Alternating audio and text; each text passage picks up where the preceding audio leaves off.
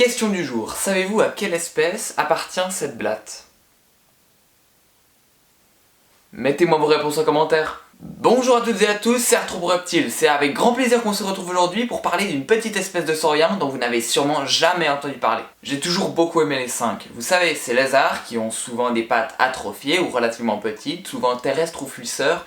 Mais il y a certaines espèces qui sont arboricoles comme les Coryphaea zebrata que je vous avais présenté il y a peu de temps dans une autre vidéo.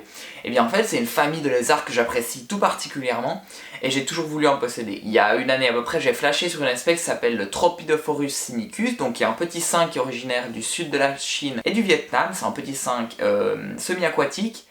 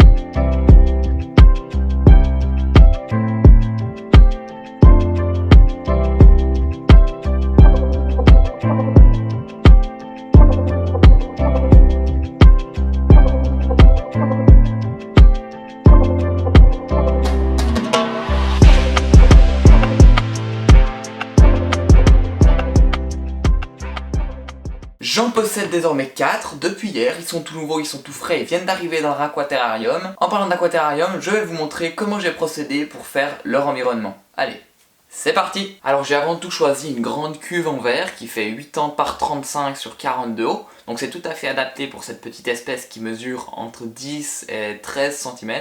Donc j'ai mis une bâche pour séparer la partie terrestre de la partie aquatique. J'ai siliconé les bords et j'ai recouvert de gravier le silicone pour pas qu'on voie trop. Une fois que le silicone était fini, j'ai mis des billes d'argile dans la partie terrestre pour faire le drainage, pour pas qu'il y ait un surplus d'eau et que ça pourrisse au fond dans la terre. J'ai mis un petit filet à tomate entre les billes d'argile et la terre pour pas que les deux éléments se mélangent. Et puis après j'ai mis une grande quantité de terre. Ensuite j'ai aménagé mon terrarium comme je voulais avec des feuilles mortes, de la mousse et tout, des troncs et tout ça. Une fois que j'ai mis tous mes troncs, mes branches, mes feuilles mortes et tout le tralala, j'ai installé mes plantes, j'ai mis donc des plantes aquatiques et des plantes terrestres. Une fois que je trouvais que c'était sympa, j'ai mis l'eau. Une fois que j'ai mis l'eau, je me suis rendu compte qu'il y avait une fuite entre la partie terrestre et la partie aquatique, donc là ça a causé plein de problèmes. J'ai vidé 3 fois. Pour finir, j'ai arrêté, j'ai tout enlevé, même enlevé la bâche, et j'ai recommencé à zéro. A partir de là, j'ai fait très simple, j'ai pris un gros bac que j'utilisais pour mes blattes, j'ai bouché les petits interstices avec du polystyrène extrudé, que j'ai collé sur les bords, j'ai mis les souches de bois, des plantes, donc c'est tout des plantes naturelles bien sûr, toujours les mêmes gros troncs, tout ça, puis après j'ai mis toutes les plantes comme elles devaient aller, j'ai mis des petites lentilles d'eau qui ont été mangées malheureusement par les escargots d'eau, que j'ai tout de suite enlevées. Maintenant, l'aquaterrarium ou paludarium, vous pouvez choisir comment vous voulez l'appeler, est fini. Il y a la mise en eau qui a été faite, tout ça, j'ai attendu à peu près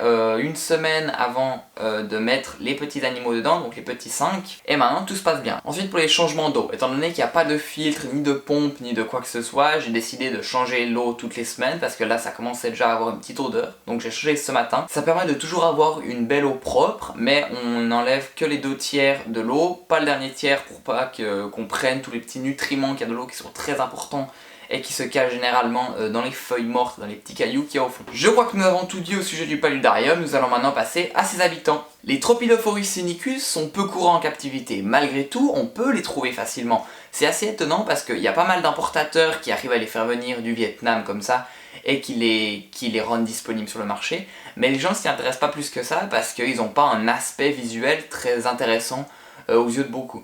Par contre le caractère, alors moi pour l'instant ça fait quoi? Ça fait peut-être une journée, 2 jours que je les ai. Pour l'instant ils sont très actifs déjà et puis c'est très intéressant à les voir nager et évoluer dans leur environnement. Comme je disais, on peut en trouver sur le marché, vous pouvez aller voir par exemple la ferme tropicale, on en a quelques-uns.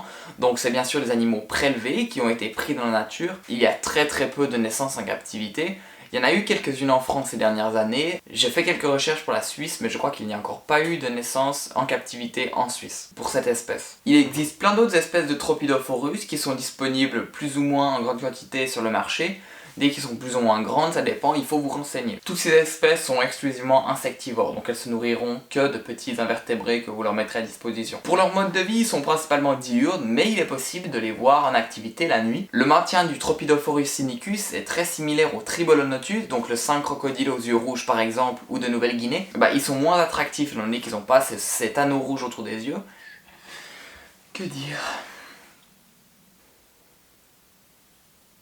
Cette espèce est bien plus active que son cousin le Tribolonotus gracilis, mais c'est sûr que c'est pas par exemple comme du Pogona que vous allez voir courir toute la journée dans son terrarium. Ils vont se poser sous les berges et puis attendre qu'une proie passe ou bien alors simplement bronzoter au soleil. Ensuite pour les températures et les conditions de maintien, donc il faut une humidité ambiante assez élevée, donc même dans la partie terrestre puis dans la partie aquatique, de toute façon l'humidité sera élevée.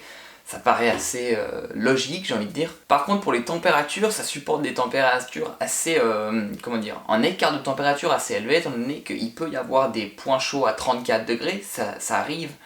Même si le point chaud généralement est à 28 par là. Et puis des fois la nuit ou même l'hiver là-bas, ça arrive que la température descende à 15-10 degrés et ils n'ont pas de problème à supporter ces températures. Donc pour ma part dans le terrarium il fait aller entre 15 et 20 degrés la nuit. La partie aquatique n'est pas chauffée, elle est laissée à température ambiante parce que j'ai pas envie qu'il y ait des algues qui prolifèrent dans le bac. Par contre il y a un tapis chauffant qui couvre un petit bout de la partie terrestre et qui permet d'apporter un point chaud à peu près 28 degrés. Sinon la température ambiante est à peu près entre 20 et 25 degrés dans le terrarium.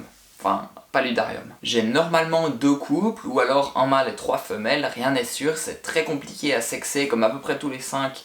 Et puis là ils sont vraiment tout petits donc on peut pas faire des eversions comme par exemple d'autres espèces. C'est assez compliqué, mais voilà, ils sont mis ensemble déjà là maintenant et j'espère avoir une reproduction.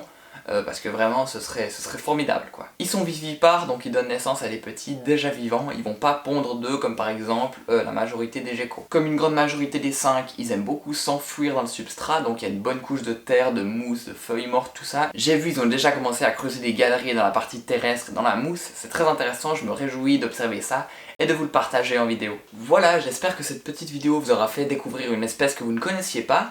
Si vous êtes intéressé à en prendre, je vous encourage parce que c'est vraiment très intéressant. Je vous conseillerais de ne pas prendre un individu seul qui vivrait seul dans son terrain toute sa vie, mais plutôt de prendre en couple ou un petit groupe et comme ça vous pourriez avoir des reproductions, les échanger avec d'autres éleveurs et ce serait bien plus intéressant plutôt que prendre un animal dans la nature pour le mettre dans son petit terrain puis qui serve à rien.